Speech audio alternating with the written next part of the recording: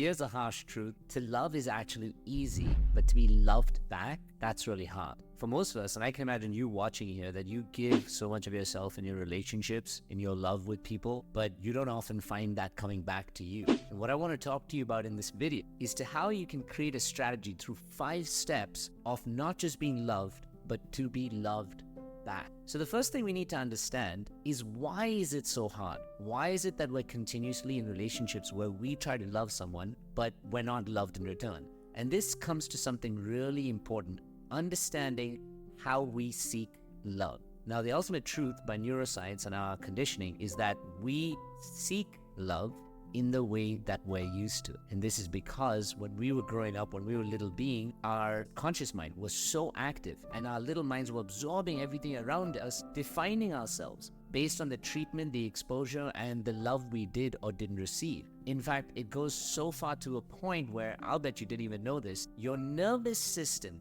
gets addicted to the way people are treating it. It gets so conditioned in the way you either got rejected, abandoned, didn't have someone capable of showing up for you with love, to the point that now you think, and your nervous system thinks, this is the way that you have to seek love. This is the way that you have to go forward and seek connection. So what's so crazy, and I want you to listen to this, is that even though your mind, your conscious mind, and your journals and everything say, I want a loving partner who shows up for me like this. I want all these beautiful traits. I want someone who can be there for me, who can really make big gestures and give me security.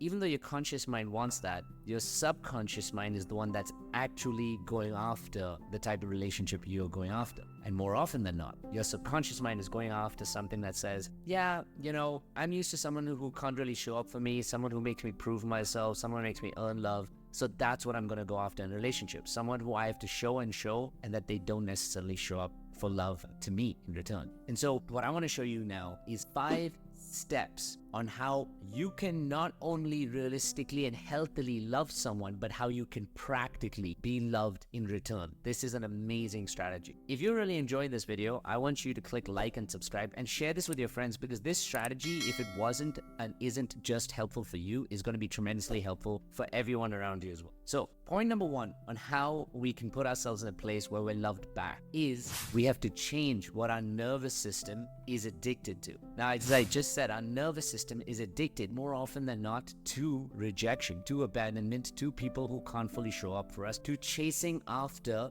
an emotionally unavailable partner. You know how this is true? Ask yourself all of the feelings that you get when you're in these kind of relationships. Stress, anxiety, needing to prove myself, not feeling safe, all of that doesn't feel good. I agree with you. Ask yourself, what are the feelings you get in a safe or a beautiful relationship? You get safety, security, and comfort. You get grounding. You get a sense of trust, beautiful, like connection. Now, the biggest question to ask yourself is, which one in your life are you seeing more often than not? Are you seeing the safety, the security, the comfort there? Or are you seeing more of the stress, the anxiety, the push-pull? Are you seeing more of where you're putting yourself in a position where you have to chase love, prove love, earn love? All the anxiety and the feelings that someone can leave you at any particular time. What are you actually attracting more often? If you notice that you're attracting this more often than not, then it's just showing you already that your nervous system is addicted to that level of stress that you're getting from that, and to those unhealthy relationships. Because if your nervous system's addicted to that level of stress, it's addicted to the way these people, you send someone a text and then you wait for so long for them to respond and they don't respond. If you're addicted to that kind of feeling, you'll make it happen more often than not, and that's what you'll continuously see in your life. So you have to reprogram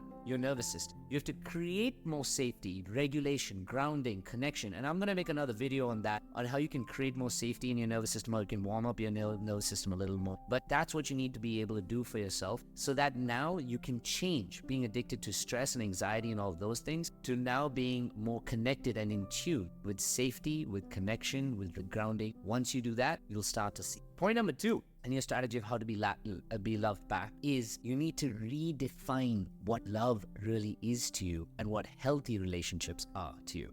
right now, your standard of love for yourself may not be healthy or happy enough. That's why you're watching this video. And when your standard of love is pretty poor, when your definition of love is basically trying to prove yourself and earn morsels in return, that's what you're continuously going to go after. But if you redefine love for yourself, and if you recreate that idea of healthy love within yourself, if you redefine healthy relationship for yourself and you commit to that, that is what ultimately you're going to go after and seek in your life. That is what you're ultimately going to draw into your own life. Because right now, what you're seeking in a relationship standard is what you're just used to from your conditioning. It's what you're used to from your past. It's what you're used to from your old story. It's not you actually creating a healthy standard of love that you deserve. So you have to redefine love in your life. You know, the ultimate truth is there's no point in you going after someone who can't love you and you saying, oh, but I really want a loving relationship. It's like saying, I really want water. Where am I going to get it? I'm going to the desert. Don't go to the desert if you're feeling thirsty or if you want water. So you have to recreate the type of relationship and the kind of love that you really want. You have to redefine it. So another huge part of redefining the kind of love that you really want is also not shaming yourself when you don't get it. Another really difficult thing that we do as human beings is we're very critical and we're very judgmental of ourselves, and so we'll shame ourselves when we haven't done something well or we haven't gotten what we want. And the reason we do this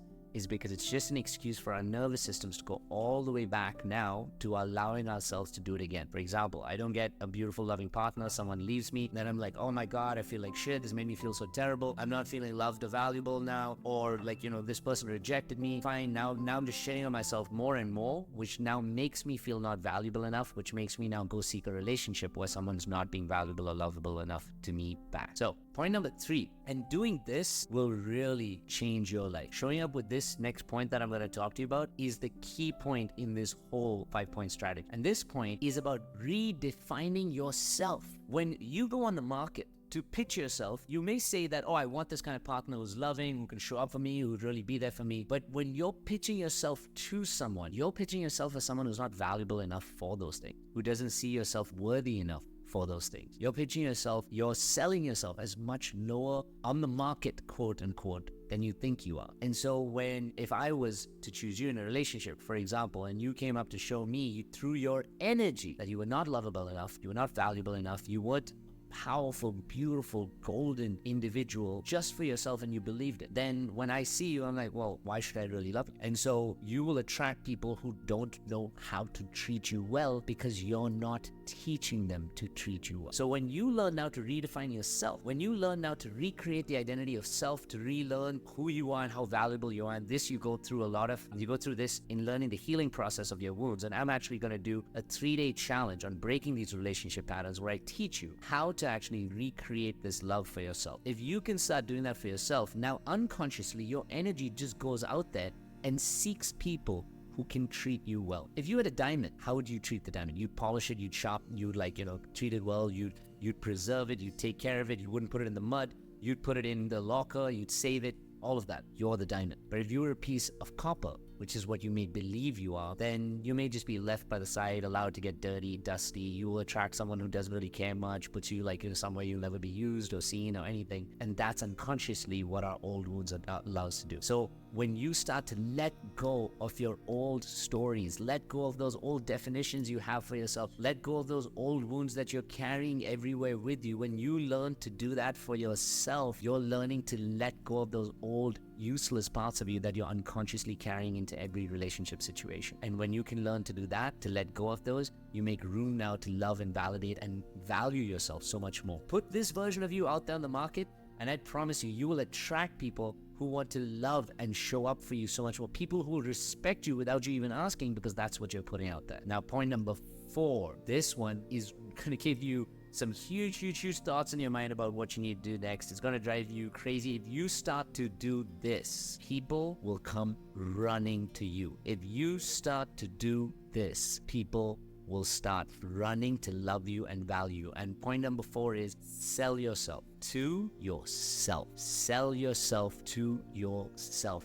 What does that mean? That means investing in yourself. That means prioritizing yourself. That means putting your time and energy into improving you from where you stand, putting your time and energy to healing your old wounds. That looks like you appreciating and valuing yourself. You waking up in the morning and being excited about your day, but you going to bed at night and being grateful for all of the things you did. That's you noting all your small wins and celebrating and appreciating even the small things that you did well in a day, and not shaming yourself, because when you shame yourself, you're going backward. But here, you're celebrating yourself, so you're constantly improving your sense of self-value, your sense of self-worth. You're doing your gratitude, you're doing your mirror affirmations, you're connecting with yourself and appreciating who you really are. You're doing your meditations to tune into the best value of you. When you do this and sell yourself to yourself, your beauty, your value, it will just be drawn to everybody around you. They will just be seeing it, and like moths to a flame, people will want to be around you because now you've discovered you're that diamond again. So people are like, I want that fucking diamond. So people will come to you who know how to value you, use you, and protect you and respect you, and not the kind of people who will unconsciously abuse you and throw you away to the side. So this point is really important. And once you start selling yourself to yourself and you feel really confident, you feel really bold, and you feel more like you're more in love with yourself and you're more in tune with who you are, then point number 5, and this is